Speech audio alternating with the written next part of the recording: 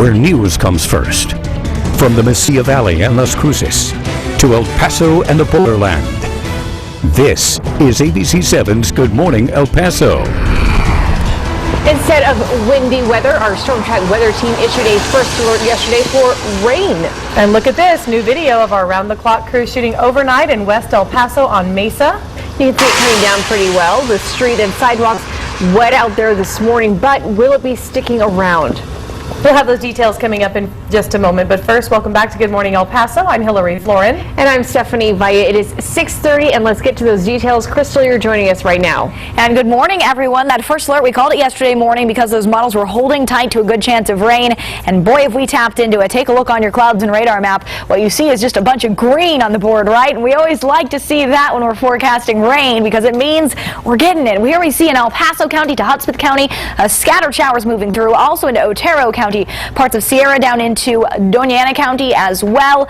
Not seeing quite so much activity farther west. Silver City through Deming, Columbus, just not picking up on those showers. What's happening here is the push of moisture is just a little farther along to the east, which is why we're getting that direct hit that we've seen all morning long. Zoom in El Paso County. Currently, there's actually a pocket of heavier rain, possibly some steady rain there that could start to pile up on the roadways. Good news is it's moving quickly to the north, so it shouldn't cause flooding concerns. Also steady rain through northeast down into downtown El Paso, west El Paso a bit lighter. And then if we look into Las Cruces, very spotty at this point in the morning. Looks like Las Cruces may be starting to see less of the more steady rain, but that's just for now. As we move through the rest of the day, still have those chances of showers. We'll talk more about it with your future track model in just a bit. Looking forward to that. Thanks, Crystal. And now to headlines, starting with round-the-clock coverage. Firefighters put out a blaze in west central El Paso overnight, right around 11:30 at the intersection of Paisano and Rulin. We have video from the scene near the old McKinney wrecking site. The fire department says no injuries are reported. And now to the latest in the race for the White House. The candidates are campaigning in New York ahead of the next presidential primary. Hillary Clinton taking the subway and greeting the public while Bernie Sanders strolls down Midtown Manhattan, greeting fellow Brooklynites. After the New York primary, only 3 large states are left to vote. That is California, New Jersey, and Pennsylvania. Sanders needs to win all 4 with large margins to catch up in the delegate race. On the GOP side, Donald Trump making sure his fellow New Yorkers don't forget Ted Cruz's comments about New York values months ago during a debate. And Ted Cruz trying to get past that, making the rounds across the state. A leak in the Keystone pipeline is apparently worse than first thought. TransCanada now says it appears nearly 17,000 gallons of oil have leaked in South Dakota. At first, officials said less than 200 gallons were spilled. The leak was found on Saturday and it caused a key part of the pipeline to be turned off. TransCanada says the leak has been controlled, although they have yet to find the source of the leak. They say they're also fully cooperating with regulatory agencies. Meanwhile, new this morning, a group of migrants and refugees living in camps on the Greek island of Lesbos are being deported to Turkey this morning under a controversial European Union deal. 45 Pakistani men had their documents checked and boarded the ferry bound for Turkey. During the deportation, a small group of protesters demonstrated at the Lesbos port fence, and 3 of them managed to jump into the sea and swim to the ferry. The protesters were removed from the water by police, and the ferry carrying the migrants left shortly thereafter. A first-year UT dance student was murdered, and police are now searching for a man seen near the heart of campus where her body was found. The campus president identified the victim yesterday as 18-year-old Haruka Weiser from Portland, Oregon. Austin police say Weiser was seen leaving UT's drama building around 9:30 p.m. Sunday, and she never made it back to her dorm. Investigators released surveillance video of a man they say is a suspect. This video seen here, a man walking with a bike Sunday night along a nearby street. Police would only say that Weiser was assaulted. No other details have been released. Weiser was reported missing Monday, and her body was found the following day in a creek near the Alumni Center and the football stadium. New this morning, several people were run down by an angry bull on a busy North Texas highway earlier in the week. Take a look.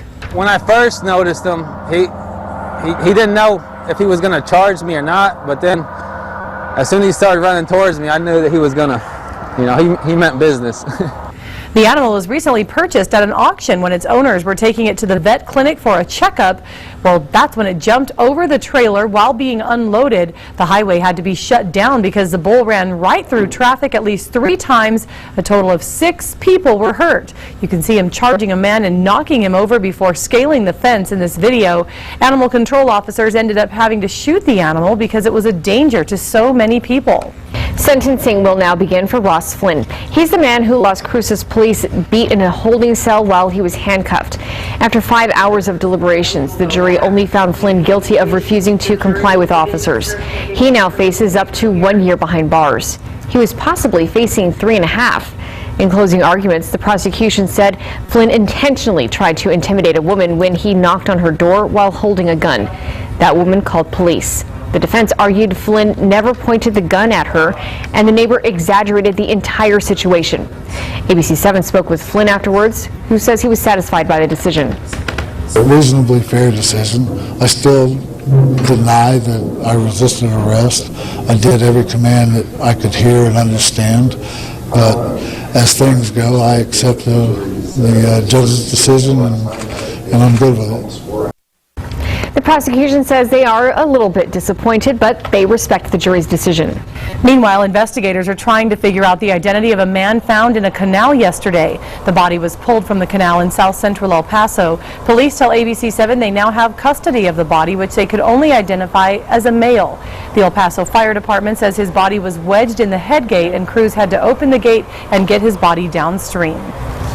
And now we're coming up on 6:37 and time to look at our forecast. That's right. The rain has been coming down. It's such a nice thing to wake up to in the morning, right? Yes, it is, Crystal. It really is. We've got that beautiful sound. I just sat in my car when I got to the station for a second and listened to it hitting the car. It sounds so nice. It smells great out there. But as you head out the door for work or to send the kids to school, remember, you probably want a light jacket with the moisture in the air, a light breeze. It does feel a bit cool, even though temperatures aren't bad. Plus, an umbrella, definitely something you'll want because chances of rain continue throughout today. And on top of that, pack your patience because I expect that in some areas people might be taking the road a little slower, driving with caution. At least that's what I'm hoping, which means pack the patience, maybe a little longer drive today than you're typically used to. On your planner for today, temperatures starting in those upper 50s through noon, 69. Chance of rain about 30%, increasing to 40% later in the day. Your forecast high is 75, which is lower than those 80s you've been seeing, and we will see those breezy to windy conditions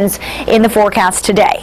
All right. Thank you, Crystal. And now taking you outside, this is I-10 over on the east side, Hawkins. You can see traffic is picking up, but no problems to tell you about at this point. And we have your bridge wait times also 10 minutes at PDN, 35 at the Bridge of Americas, 30 at Isleta and Tornillo, no wait at Santa Teresa. Highway 70, though, will be closed at 7:10 this morning for 1 hour. And now to a story new this morning. As we reported yesterday, Beaumont Army Medical Center is working to become a recognized baby-friendly hospital. This morning, we're taking a look at hospital officials and what they're doing to get to that point. Good morning, El Paso's Denise Olivas is picking up the story from here. Hi, Denise. Good morning. Beaumont officials say it starts with education. The first initiative that they are promoting is breastfeeding. Visitors and employees are now allowed to breastfeed on site at any time at the hospital. Throughout William Beaumont, you can see signs where mothers are accommodated to breastfeed. There are designated rooms with sinks, water, and soaps. A hospital must go through 4 phases in order to get accredited. Beaumont is in phase 3. Their policies are in place. Now, Major Juliana Luciano says that now it's about educating employees and mothers. We have started with prenatal at the prenatal level. So when they come in for OBGYN visits while they're pregnant, that's when that process begins. They hear it there. They hear that breast is best. And the hospital expects to become accredited in the next 12 to 18 months. And at KVIA.com, I've posted in our links mentioned section a link where you can find out which hospitals here in El Paso and throughout the state are baby-friendly accredited hospitals. Back to you. All right. Thanks so much, Denise, for that information. And we have more to come here on Good Morning El Paso Friday edition. The IRS says it has a new way for you to pay your taxes. Aren't you excited about that? The details coming up at 6:39.